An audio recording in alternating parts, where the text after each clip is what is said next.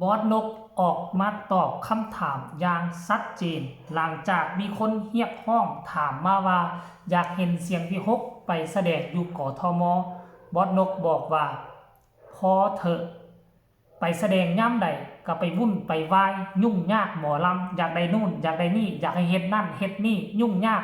ขออยู่แถวภาคอีสานดีกว่ามันเกิดอีหยังขึ้นกันแท้ซุ่มเจ้าทักทายสวัสดี FC แฟนคลับทุกท่านก็แล้วกันมาพบมาพ่อกันอีกคลิปหนึ่งโอ้ยค่อยกะว่าอยู่ช่วงนี้หมอลำบ่ค่อยลงกรุงเทพเพราะว่าช่วง2-3 เดือนหลังเสียงดังอึกกระทึกคึกโคมเสียงเรื่องคนวิพากษ์วิจารณ์เอาไปตีโคงตีข่าวออกช่องทีวีช่องนั่นช่องนี่เขียนคำห้องไปนู่นนี่นั่นบ่พอใจหมอลำบอกว่าหมอลำเสียงดังบอกว่าหมอลำมาสร้างความปั่นป่วนมาสร้างความเนืองนั้นให้กับชุมชนให้กับคนอยู่แถวกรุงเทพและปริมณฑลว่าซั่นเด้แล้วระยะหลังๆนี้บ่ค่อยมีเห็นหมอลำลงไปทางกรุงเทพก็โดนเลยเนาะหมอลำวงใหญ่ๆวงดังๆบ่ค่อยย่างกายไปทางกรุงเทพเลยโดยเฉพาะคือเสียงวิหกท่านผู้ชมเนาะก่อนหน้านี้23 ชั่วโมงมีเพจหนึ่งออกมาโพสต์เคลื่อนไหวเรียกร้องหาวงหมอลำเสียงวิหกกับลำพูนร่วมมิตรว่าซั่นเด้เสียงวิหกคำพูนร่วมมิตรขวัญใจแฟนซ่านเล่าบันเทิงศิลป์ฤดูกาลนี้เพิ่นบ่พากันมาออนทัวร์กรุงเทพเลยตีแฟนหมอลำฝากถามมาครับว่าซั่นเด้หลังจากโพสต์แบบนี้น้อยนึงเนาะบอสนกพงศกรก็มาโพสต์ไล่เลี่ยกัน16 ชั่วโมงที่ผ่านมาว่าบ่มีคนจ้างครับว่าซั่นเด้และหากมีคนจ้างและได้ลงไปผมกับทีมงานต้องไปสู้กับอีหยังกะบ่ฮู้สู้กับความต้องการของทุกคนอยากให้เป็นแบบนั้นอยากให้เป็นแบบนี้ผมขออยู่บ้านเฮากะดีครับผมขอยอมแพ้ผมเมื่อยหากคิดถึงกันกะบอกนะครับจะลงไปหาแบบบ่คิดอย่างไรฮักคิดถึงนะครับหมายความว่าจังไดท่านคิดฮอดกันก็บอกเด้อครับอาจจะได้ไปแต่โตบ่ได้เอาวงหมอลำไปสรุปรวมแล้วคือประเพณีวัฒนธรรมมันต่างกันประเทศหนึ่งนี่นะมีประเพณีวัฒนธรรมต่างกันทั้งโซนภาคอีสานส่วนใหญ่แล้วเป็นประเพณีวัฒนธรรมคล้ายๆคือลาวเฮาทั้งโซนกรุงเทพเขาก็มีประเพณีวัฒนธรรมของเขาคือลีกอกลีเกทั้งภาคใต้ก็มีโนราเนี่ยทั้งภาคเหนือก็จะมีคับเคิบก็ว่ากันไปอยู่ทั้งฝั่งลาวก็เช่นเดียวกันค่าภาคเหนือก็มีคับทุ่มหลวงพระบาง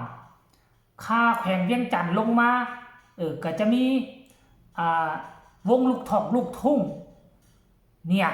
แล้วก็ค่าสวรรณเขตลงไปก็จะมีล้ำบ่นี่เอาล้ำ4,000 ดอนล้ำต่างวายก็อยู่ภาคกลางล้ำ4,000 ดอนก็อยู่ภาคใต้ทั้งแขวงเวียงจันทน์ก็มีคับงืมเด้อนี่น่ะประเพณีแต่ละจังหวัดประเพณีแต่ละพื้นที่มันแตกต่างกันเนาะจะเอาหมอลำไปอยู่กรุงเทพแม่นอยู่ว่าคนทั้งภาคอีสานไปทำมาหากินอยู่หั่นหลายคนลาวไปอยู่หั่นหลายแต่ว่ามันก็ยังมีบ้านของคนกรุงเทพบ้านของคนพื้นที่ม่องที่เฮาเอาไปลงนี่มันปฏิเสธบ่ได้มันต้องอ้อมล้อมด้วยคนห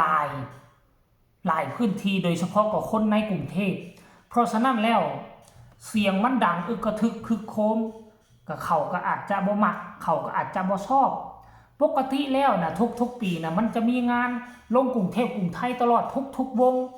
แต่มาสังเกตบางช่วงระยะหลังๆตั้งแต่ตอนเป็นข่าวว่าวงนั่นแหละวงนี่แหละเจ้าภาพเจ้าการเจ้างานก็ปรับเปลี่ยนแล้วก็ยังบ่ถึกอกถึกใจยุดไปโจ๊ะไปสั่งยกเลิกงานไปแล้วนี่ละนะนั่นนี่อาจจะเป็นสาเหตุที่เฮ็ดให้วงหมอลำหลายวงบ่ได้ไปแสดงอยู่ที่กรุงเทพนั่นเองท่านผู้ชมเนาะหลังจากที่บอสนก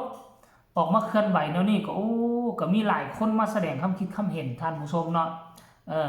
เดี๋ยวไปฟังความคิดความเห็นก็ได้ซะบัดนี้คนนี้บอกว่าตอบได้ดีมาก อยู่บ้านเฮาดีแล้วดูมีค่าที่คู่ควรบ่ต้องให้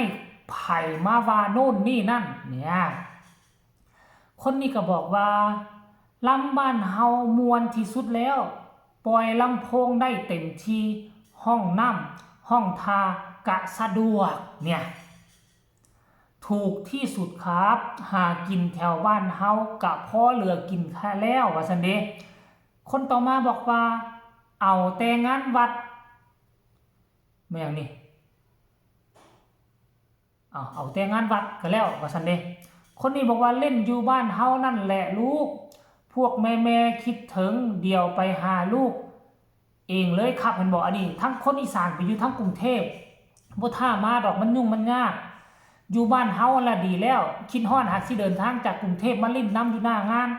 อยู่ทางอีสานเห็นบ่ท่านผู้ชมเนาะ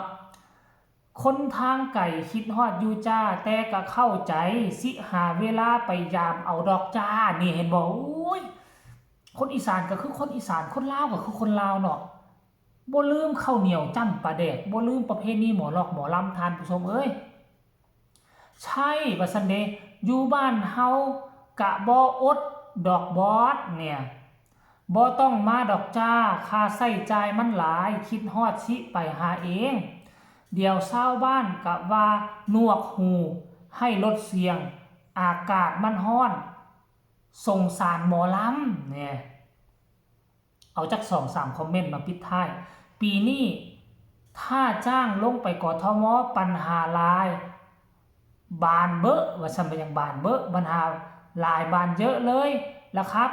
ไม่ว่าจะเป็นสถานที่แสดงโดนร้องเรียนเสียงดังโดนงดแสดงเพราะช่วงไว้อาลัยที่พักแรมหายากปรับสคริปต์ใหม่เล่นตามเวลากำหนดงดการลำเรื่องจนจบดราม่าเกิดกับศิลปินแม่นอยู่บ้านเฮานั่นแหละมวนบ่ลำบากพร้อมมันลำบากอยู่บ้านเฮานั่นละม่องอยู่ก็ลำบากค่าน้ำมันกะแพงพวกแม่สิไปหาเองนี่โอ้ยปรบมือให้ค่ะแม่ FC หมอลำเสียงวิหกบอกว่าเสียงวิหกบ่จำเป็นต้องมากรุงเทพหากินอยู่บ้านเฮานั่นแหละมื้อใดพวกฉันคิดฮอดจะเหมารถจากกรุงเทพมาหาเองมาจากกรุงเทพมันเฮ็ดให้ค่าหมอลำน้อยลงถูกด้อยค่าถูกห้องเฮียนถูกลดเสียงดังถูกลดการแสดงปรับสคริปต์นู่นนี่นั่นบ่จำเป็นย่าสุไปกรุงเทพเด็ดขาดช่วงนี้ว่าซั่นเด้เอ้า FC แฟนคลับก็คงจะเข้าอกเข้าใจสาเหตุที่หมอลำเสียงวีหกบ่ได้ไปแสดงอยู่ทางกรุงเทพมันมีต้นปลายสาเหตุคือแนวนี้ล่ะฝากทุกคนกดไลค์กดแชร์กดติดตามให้แน่ที่สำคัญอย่ากดข้ามโฆษณาพอกันใหม่ในคลิปหน้าลาท่านผู้ชมไปเพียงส่ำนี้สบายดี